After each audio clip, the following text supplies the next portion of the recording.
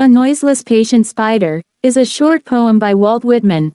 It was originally part of his poem, Whispers of Heavenly Death, written expressly for the Broadway, A London Magazine, issue 10 October 1868, numbered as stanza 3. It was retitled, A Noiseless Patient Spider, and reprinted as part of a larger cluster in Passage to India 1871.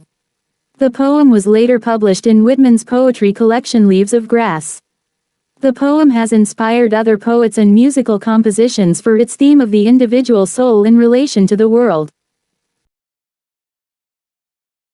A Noiseless Patient Spider is in free verse. The poem is 10 lines total, split into 2 stanzas of 5 lines. The poem deals with the theme of isolation, particularly the isolation of an individual soul in relation to the larger world.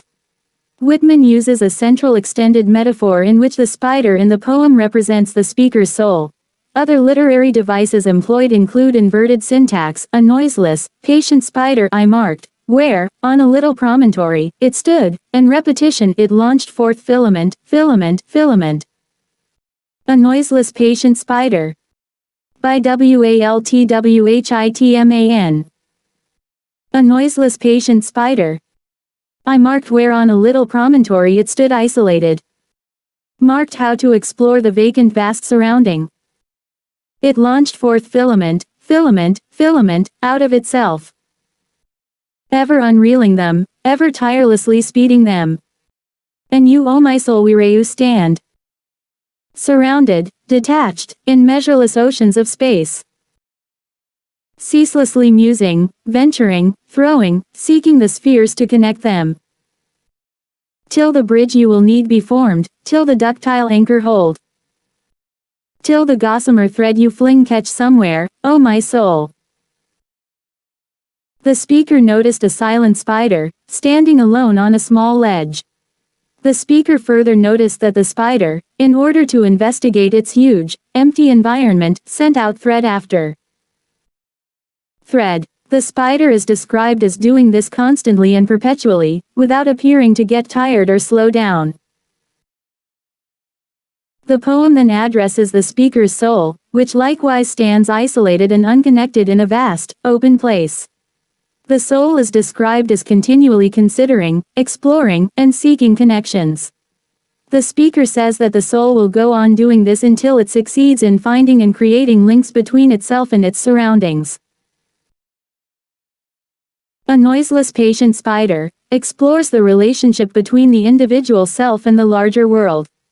The poem depicts a spider that is isolated in space but actively sending filaments out of itself, seeking connection as it builds its web. This spider becomes an extended metaphor for the speaker's soul, which is likewise isolated and working to find a sense of connection. Ultimately, the poem suggests that in spite of the loneliness people might experience as individuals, the work of the soul is to constantly seek and make connections, however daunting such a task may be. The speaker begins by describing the spider as isolated, and in a vacant vast surrounding, essentially meaning it's all by itself as far as the eye can see. Yet the spider is also described as patient and tireless, as it explores its surroundings and makes its web.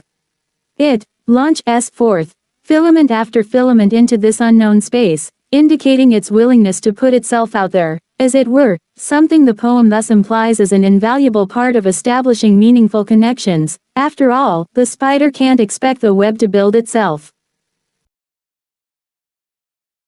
The spider then becomes a metaphor for the speaker's soul, which is described as detached, in measureless oceans of space, mirroring the image of the spider's isolation.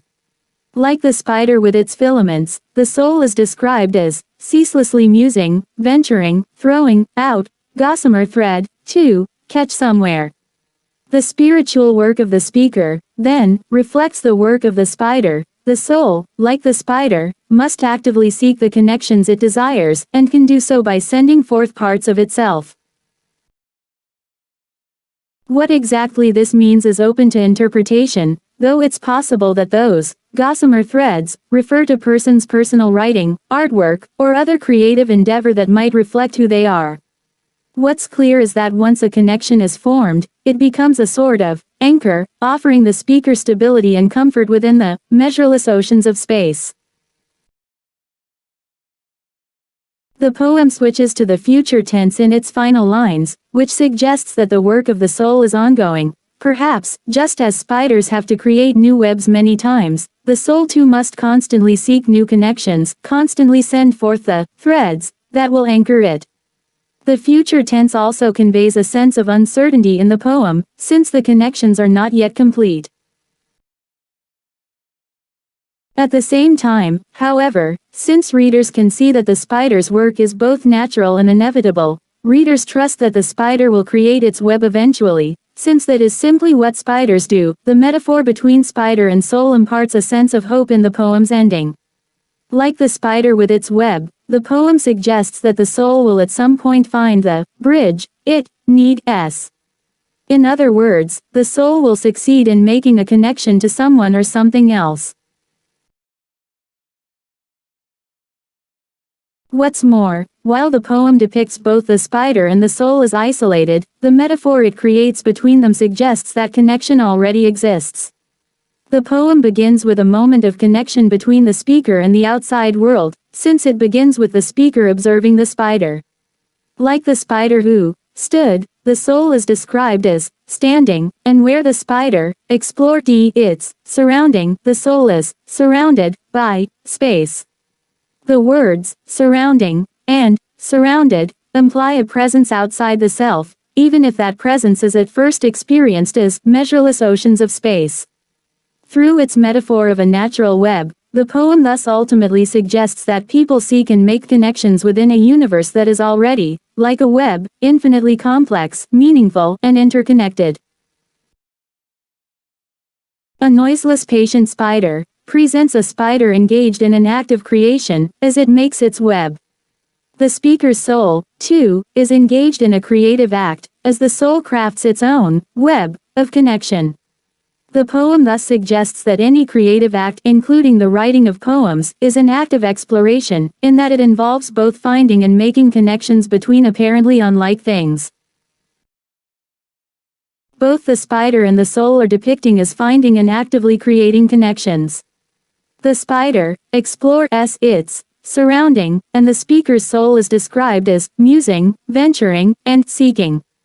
These verbs suggest intellectual exploration, as the spider and the soul search for the spheres with which they can connect.